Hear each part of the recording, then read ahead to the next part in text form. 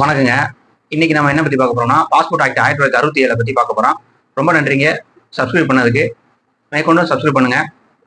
இந்த வழக்கு 1967 passport act படி செக்ஷன் 6 படி என்ன சொல்றாங்கன்னா, எந்த ஒரு வழக்கும் குற்றவியல் வழக்கு, கிரிமினல் வழக்கோ எஃப்ஐஆரோ நிலுவையில் இருந்தா அவங்க வந்து வெளிநாட்டுக்கு போறதுக்கு வந்து ரெஸ்ட்ரிக்ஷன் இருக்கு அப்படின்னு சொல்லி செக்ஷன் 6 1967 பாஸ்போர்ட் ஆக்ட் படி சொல்லியிருக்காங்க.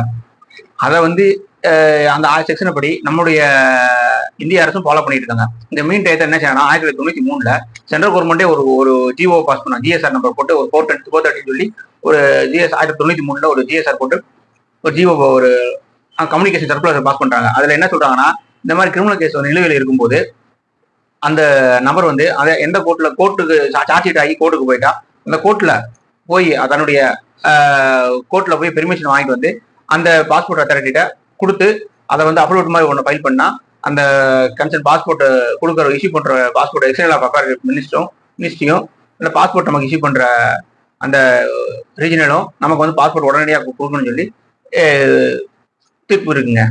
அந்த தீர்ப்பின் அடிப்படையில் தான் இது நாள் வரைக்கும் கொடுத்துக்கிட்டு இருக்காங்க. இதே போல இதுல இன்னொரு ரீசெண்டா பாம்பே ஹைகோர்ட்ல ஒரு உத்தரவு வந்திருக்கு. என்ன வந்திருக்குன்னா, பாஸ்போர்ட் அவர் வாங்கிடுவார், ஆல்ரெடி வாங்கிடுவாரு. பட் அவர் ரினியூவல் பண்றதுக்காக அவர் போய் பாஸ்போர்ட் அத்தாரிட்டி போய் வந்து அப்பீர் பண்ணி எக்ஸ்பிளனேஷன் கொடுக்குறாரு. பட் பாஸ்போர்ட் அத்தாரிட்டி என்ன சொல்றாங்கன்னா, அவங்க ரெஃப்யூஸ் பண்றாங்க. என்ன காரணம் ரிசீவ் பண்றாங்கன்னா, நாங்க தர முடியாது, நீங்க உங்க மேல கிரிமினல் வழக்கு இருக்கு அப்படின்னு சொல்லி பாம்பேல ரெஃப்யூஸ் பண்றாங்க. 2002 வந்து ரிட் பெட்டிஷன் போட்டு நடந்த வழக்கு தான். அங்க கங்கா பூர்வாலான்னு ஒரு ஜட்ஜஸ் இருந்திருக்காரு. அவர் தான் அந்த கேஸ் டிசைட் பண்ணியிருக்காரு. அவர் முடிவில் என்ன சொல்ல வர்றாருன்னா, இந்த மாதிரி வழக்கு வந்து நிலுவையில தான் இருக்கு, இது ரெனியூவலுக்கு தேவையில்லை. அது வந்து பாஸ்போர்ட் அப்ளை பண்ணும்போது தான் இந்த மாதிரி அஃபிடவிட் கொடுக்கணும், மெமோ கொடுக்கணும், கன்சர்ன் கோர்ட்ல இருந்து வாங்கிட்டு வரணும். ஸோ ஆல்ரெடி வந்து இவர் இஸ் பொசஷன் அஸ் பாஸ்போர்ட் இவர் அவர்கிட்ட இருக்கிறதுனால நாட் நெசசரி ஃபார் அந்த அஃபிடவிட் தேவையில்லை. ஸோ அதனால ரெனியூவல் பண்ணணும் உடனடியாக அப்படின்னு சொல்லி இந்த மாதிரி பாம்பே ஹைகோர்ட் 2022 WP உத்தரவு போட்டிருக்காங்க. ரிட் பெட்டிஷன் நம்பர் 384/2019ங்க. அதான் வந்து அதோடைய வழக்கு.